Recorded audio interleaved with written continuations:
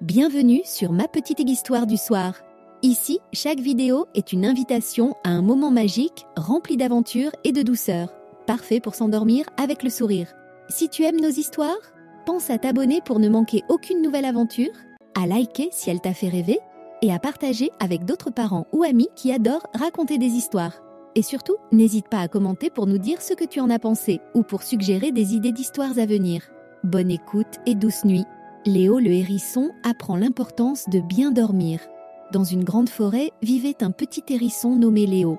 Avec son museau pointu, ses petites pattes rapides et ses piquants brillants, il était le plus curieux et le plus joueur des habitants de la clairière.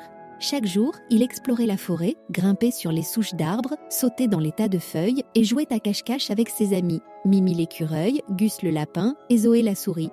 Mais Léo avait une drôle d'habitude. Il n'aimait pas aller se coucher tôt. Chaque soir, quand sa maman l'appelait, il disait toujours « Encore 5 minutes, maman ». Ces 5 minutes devenaient souvent 10, puis 20. Pendant ce temps, ses amis rejoignaient leur lit pour une bonne nuit de sommeil. « Léo, si tu ne dors pas assez, tu seras fatigué demain », lui répétait sa maman chaque soir. Mais Léo secouait la tête. « Ne t'inquiète pas, maman, je suis grand maintenant, je n'ai pas besoin de beaucoup dormir ». Sa maman soupirait doucement, espérant qu'il finirait par comprendre. Un soir, alors que le soleil se couchait et que les ombres s'allongèrent dans la forêt, Léo eut une idée qu'il trouvait brillante. « Et si je restais éveillé toute la nuit, je pourrais voir tout ce qui se passe dans la forêt quand tout le monde dort. » Enthousiasmé, il en parla à ses amis le lendemain. Mimi fronça les sourcils. « Rester éveillé toute la nuit ? Mais pourquoi ?» demanda-t-elle. « Parce que je veux savoir ce que je rate pendant que je dors, » répondit Léo, le regard brillant.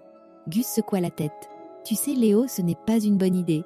Une fois, j'ai veillé trop tard, et le lendemain, j'étais tellement fatiguée que je n'ai même pas pu creuser mes tunnels. » Zoé, la petite souris, ajouta doucement « Moi, quand je ne dors pas assez, j'ai mal à la tête et je n'arrive plus à courir vite. » Mais Léo haussa les épaules. « Vous êtes trop sérieux.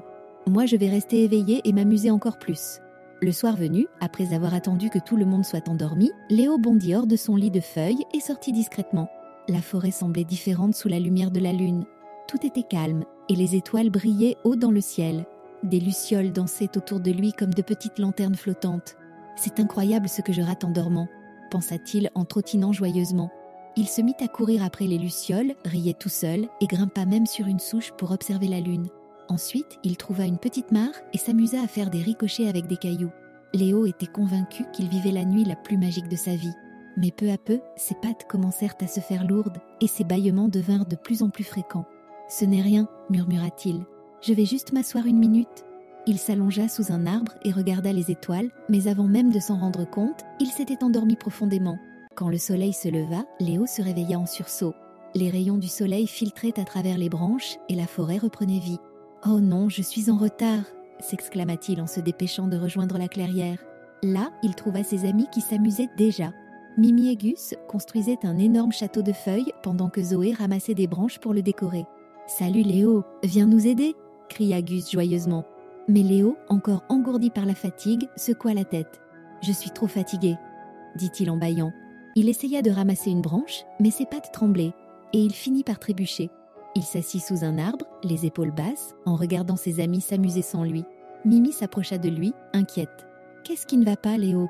Tu as l'air épuisé. » Léo baissa les yeux. « Je n'ai pas assez dormi. J'ai voulu rester réveillé toute la nuit, mais maintenant, je suis trop fatiguée pour jouer. » Zoé posa une patte sur son épaule et dit doucement « Ce n'est pas grave, Léo. Mais tu vois, c'est pour ça que dormir est important. » Le soir venu, Léo retourna chez lui et trouva sa maman qui l'attendait. Elle lui sourit gentiment. « Alors, Léo, as-tu passé une bonne journée ?» demanda-t-elle.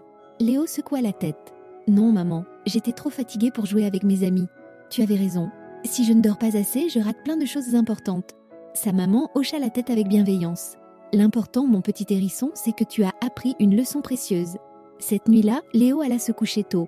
Il s'endormit paisiblement sous son lit de feuilles, bercé par le chant des grillons.